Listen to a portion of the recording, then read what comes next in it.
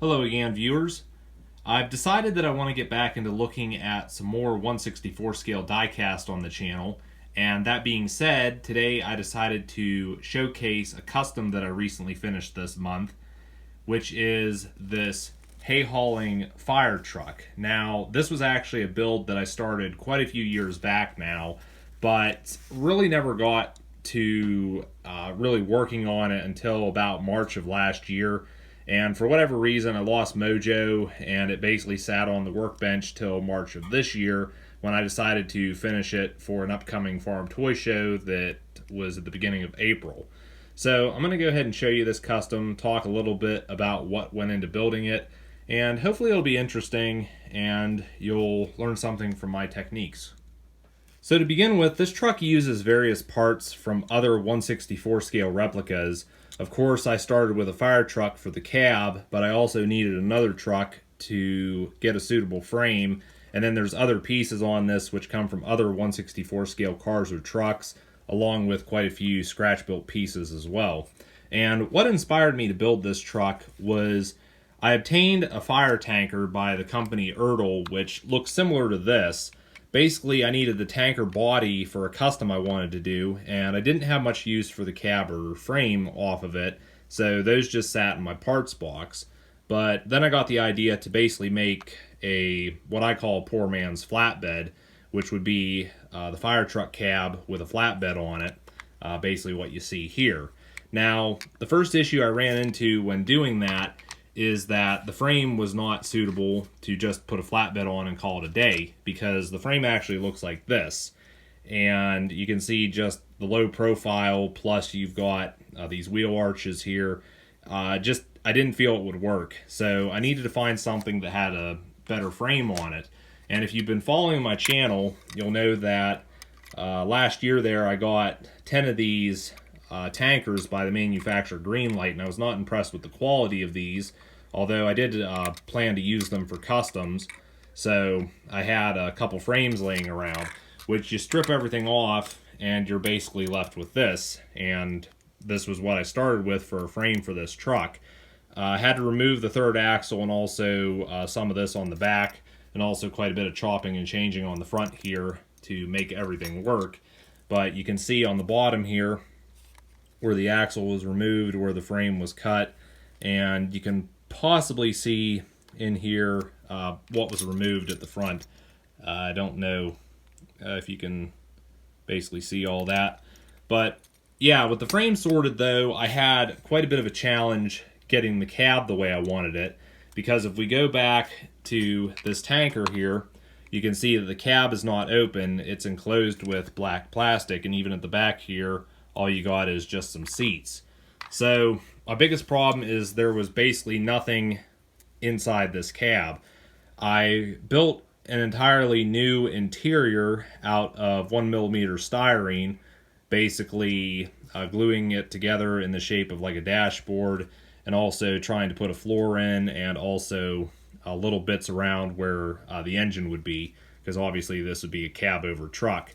But another thing I wanted to do was cut the doors off, and that was a complete mess because the doors did not come off as I wanted them to. It would have been easier to do this with a jeweler's saw, but I didn't have one, so I just ended up using a Dremel tool, and I ended up losing this wheel arch here, so I had to remake these out of 1mm styrene, which I don't think they turned out too bad, but because they didn't match the color of the truck, I just went in and painted them with this red oxide primer, which it's all over this cab. Basically makes it look like it was deteriorating, and they just painted the primer on to try to preserve things. But yeah, quite a bit of time was spent basically trying to put a new interior into this truck. And although it's not perfect, it does the job for what I was going for, basically. But another thing with this is, once the interior was taken care of, there was a bit of time into mounting this cab to the frame.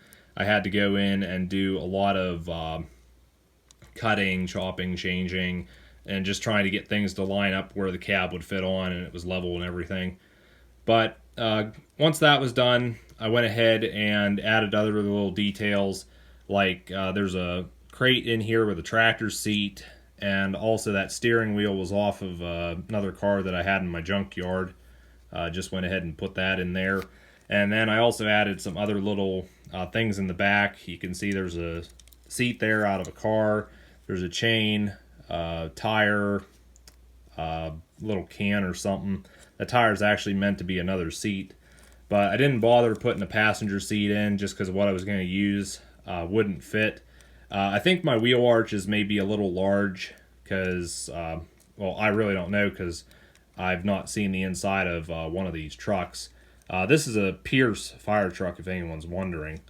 But another thing I had to do was add glass into this cab, and just had some clear packaging that I used for the windshield. And I also added this spider web effect.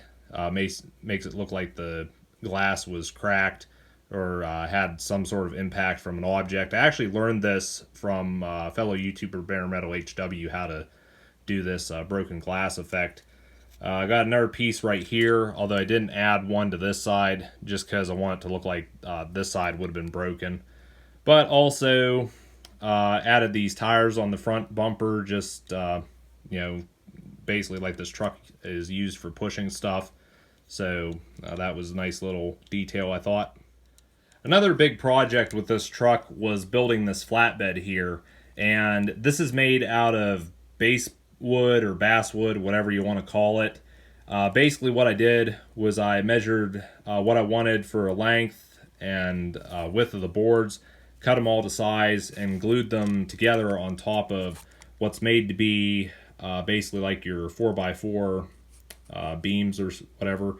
Went ahead and glued the deck boards to those, and once the deck was assembled, I actually went in and cut out where these wheels were going to be, because these blocks on the bottom would basically interfere with the wheels. And I decided to use, I'm calling these trench plates, basically. Those would be your fenders, I guess. Made these out of 1mm styrene, glued them in place, and then after those were done, I went ahead and painted this bed this sort of a grayish color, and it basically made it to look like old boards. So after being out in the weather for so long, they'd turn from brown to this sort of grayish, blackish color, I guess. But once I had that painted, I went in and broke out some boards, basically to make this truck look used and abused. And also with these trench plates, I painted them brown and then added lighter shades to look like rust. And I think that really turned out nice. But afterwards, I also went through and added some splotches, basically just to look like oil spills or such. Maybe this truck was used for hauling farm equipment as well. And also, once the clear coat was applied, I added little bits of like grass and such. This is just turf, basically, that like I have down on the table here. Just added that to look like maybe it was left over from when they were hauling hay, and of course seed was left behind starting to grow. But yeah, I think the flatbed turned out really nice. And I also went in and added just some random hanging chains on this. That's just necklace chain, basically cut to size, and used a little bit of the oxide red primer to make them look old, I guess. But I also had to take time and add sort of a bumper to the back of this. And again, the 1mm styrene's used for this. Just went ahead and cut a piece to size, painted it, weathered it. Also just painted on some tail lights. And then I've also got this rear hitch in case I want to haul something with this truck. And another thing with the back bumper, I guess, is I added this custom plate. Basically, you see these on farm vehicles, just says farm use. And I also, since I had extras, decided to add one just in the cab there as well on the windshield. But yeah, one of those deals that I really do like, the red oxide. As I mentioned earlier, I've got it all over here just to look like things are patched. I also took time. These are the wheels off of the fire truck. I didn't use the green light wheels just because I like the chrome look, but of course chrome was a little too shiny and blingy for this truck, so I went ahead and dulled them down a little bit with a black wash, which is just acrylic paint diluted. but I thought that looked pretty good. And I also hit the tires with some sandpaper to dull those down too, because of course, you know, they wouldn't be bright and shiny with a truck like this. I forgot to mention with the cab, I also had to fill in where the light bar was on this originally, and all I did was use the 1mm styrene just to put in there. It's not a perfect patch, you know, you can definitely tell something was there, but I mean, I personally am happy with it. I didn't want this to look super great just because, again, it's supposed to be basically an old farm truck, but yeah, I mean, you had that, and then I also used the oxide red primer and even some white paint to try to touch up the cab a little bit, because this was a used truck when I got it. And I do like how the fire graphics are kind of faded. I think that, you know, that's not something I did. That's just from normal Playware, I guess. But I think it adds a nice little effect. And like I mentioned with the black wash I used on the wheels, I also used that on the front of the truck here as well to try to dull down that chrome a little more. And that is basically everything that went into building this custom. And I have to say, I did like the overall finish of this. And there were some things that I did think about doing, like kinking in the back of the cab here as if someone dropped a round bale on it, but in the end decided not to do that. I also thought about putting a hitch on the front bumper here to basically push wagons or trailers backwards. But at the same time, I think that would kind of interfere with these tires and the purpose they serve.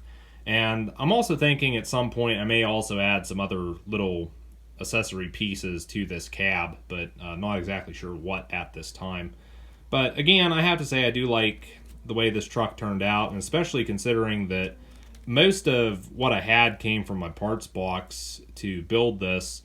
It's a really nice custom and a great addition for my collection. But I think that's going to do it for this video. You guys can feel free to let me know your thoughts on this custom in the comments down below. Also feel free to check out my other pages, and you can also check out some other custom videos that I have on screen right now. So until next time, take care everyone.